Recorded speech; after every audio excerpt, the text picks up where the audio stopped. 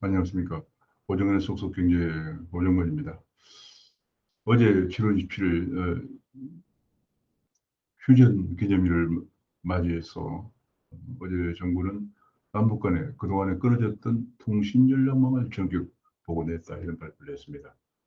지난 4월부터 문재인 대통령과 김정은 위원장 간의 긴밀한 의견 교환을 통해서 드디어 어제 7월 27일 남북 간에 끊어졌던 작년 6월에 북한이 일방적으로 끊었던 통신망, 통신 연락망을 전격 복원했다 이런 발표를 했습니다. 사실 많은 전문가들은 내년 3월 9일 대선을 앞두고 북한과 관련해서 무슨 이벤트가 있지 않겠느냐 이런 예, 전망을 해왔습니다만은 드디어 이런 형식으로 발표되는 것이 아닌가 싶습니다. 오늘 그 내용에 대해 관해서 한번 같이 살펴보도록 하겠습니다.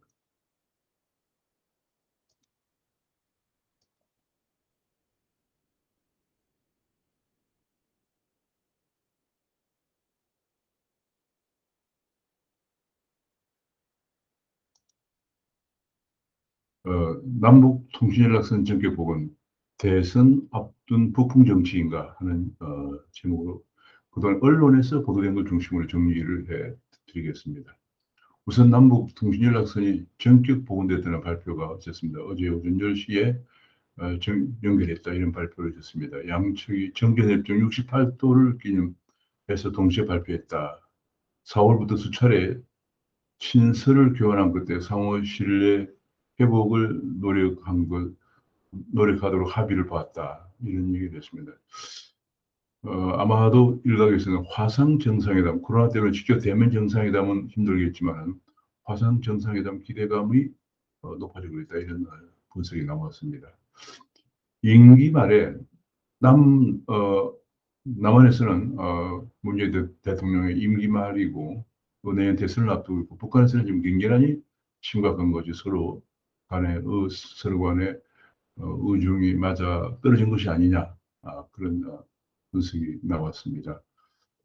그러면서 남북통신선 보원으로 문정부 임기 내 정상회담 추진이 고려되고 있다. 이런 공식적으로는 내면 접촉에 합의한 바가 없지만은 그런 부분에 관해서 잘 노력하고자 한 것으로 알려졌다.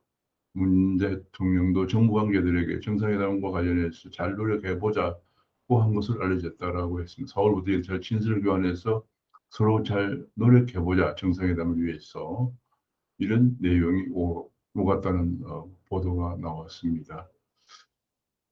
지금 그런가 하면 이제 언론에서는 북한의 만행에 사과 없이는 없는 통신선 연결에 관해서 정권 말의 조급증은 위험하다는 그런 분석을 내놨습니다. 작년 6월에 대북 경단 살포에 반발해서 북한이 일방적으로 단절했던 통신 채널이 13개월 만에 복구된 것인데 작년에 그 통신선을 6월 단절하기 전에 북한은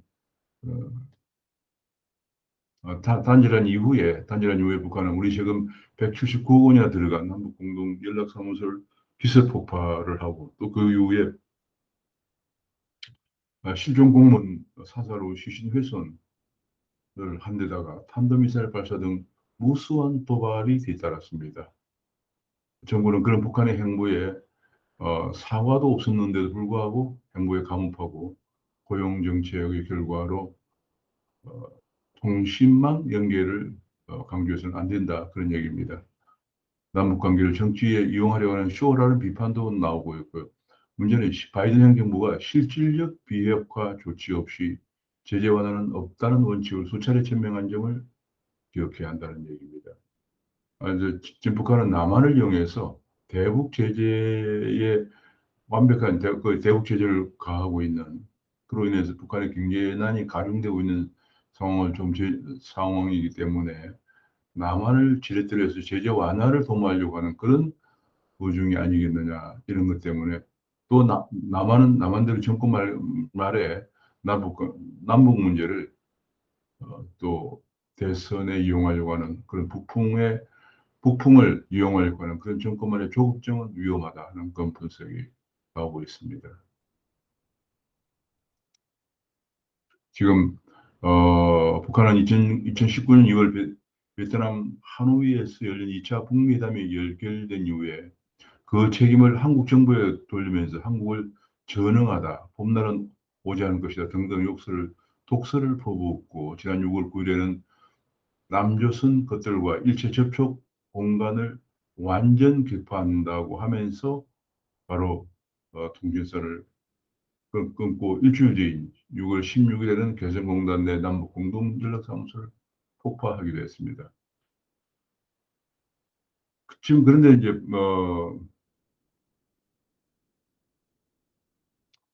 북한 입장에서는 이제 180도 방향을 바꾸었어. 그러던 북한이 바꿔서 대화 재개에 나서고 있는데 이것은 북한 내부 상황이 굉장히 어렵고 또 내년 3월 한국 대선 또 바이든 행정부의 대북 정책을 고려한 전략적 선택이라는 분석이 나오고 있고요. 남한 입장에서는 임기 내 전력을 투구했던 남북 관계 개선이 임기 말에 무위로 돌아가서는 안 된다는 그런 절박함이 동시에 서로 작용한 것이 아닌가 하는 분석이 나왔습니다.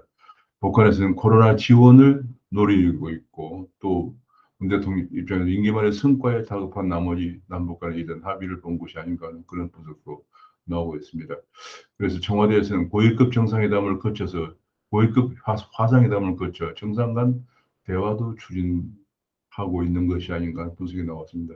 고위급 화상회담에서는 남한의 서훈 국방장관, 박지원 통일부 국정원장, 북한의 김여정, 김영철 등이 실무진 대화가 먼저 있은 다음에 정상 간 대화로 연결되지 않겠느냐 그런 분석도 나오고 있습니다. 북한 입장에서는 남한을 지렛대로 해서 대북 제재 완화를 노리고 있다는 그런 분석도 나오고 있습니다. 이 그런가 하면 통신 복구가 연합훈련 축소의 명분을 축적하기 위한 것이라는 얘기가 나왔습니다.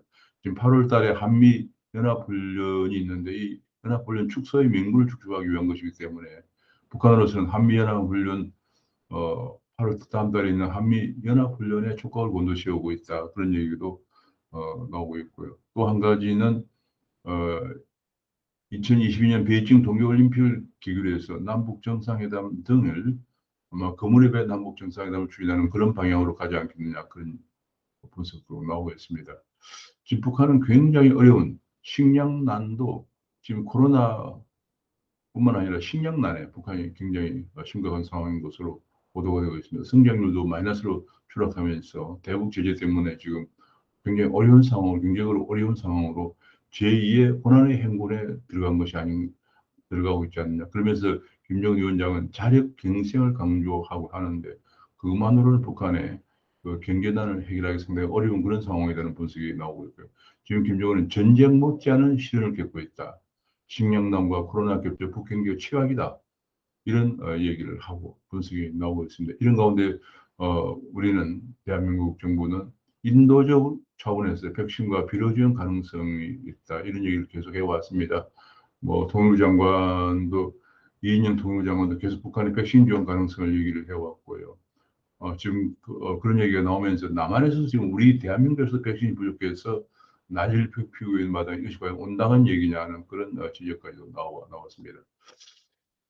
지금 잘못하면 소통 수단을 재개했을 뿐인데 북한의 당근에 남한이 놀아날 가능성만도 배제할 수 없다는 얘기를 하고 있습니다. 다음 달 바이든은 언제나 조건 없이 대화가 열려 있다는 주장을 하면서도 대북 제재를 계속 강도를 높이고 있는데 내달로 8월 달로 예정된 한미 훈련이 시험대가 될 것이라는 분석이 나오고 있습니다. 통신선 복원이 능사가 아니다 하는 얘기입니다. 결국은 만행을 저질렀는데 사과를 받아내지 않고 북쪽이 사과 없이 북한의 사과 없이 통일선 복원에 만족하면은 계속 북한은 잘못된 관행을 당연한 권리로 여길 수 있다는 그런 지적도 나오고 있습니다. 지금 뭐 상당히 어려운 상황입니다. 그래서 이걸 우리가 지금 어떻게 봐야 하느냐는 그런 문제인데 여권 주자들은 남북 결단에 박수를 보낸다. 시의 기회가 만들어지기를 어, 희망한다. 이런 얘기를 한 반면에 야권 주자들은 공무원 비살, 북사과부터 받아내야 한다. 이런 주장을 하고 있고요. 대체로 비대면 화상 실무회를 거쳐서 한 라인을 복원하고 임기 내 정상회담으로 가지 않을까 하는 그런 구상이 나오고 있습니다. 아마도 임기 내 정상회담, 남북 정상회담 그리고 남북 미중 베이징 대화 구상, 베이징 내년 2월에 베이징 올림픽을 계기로 해서 그런 구상까지도 지금 얘기가 나오고 있습니다.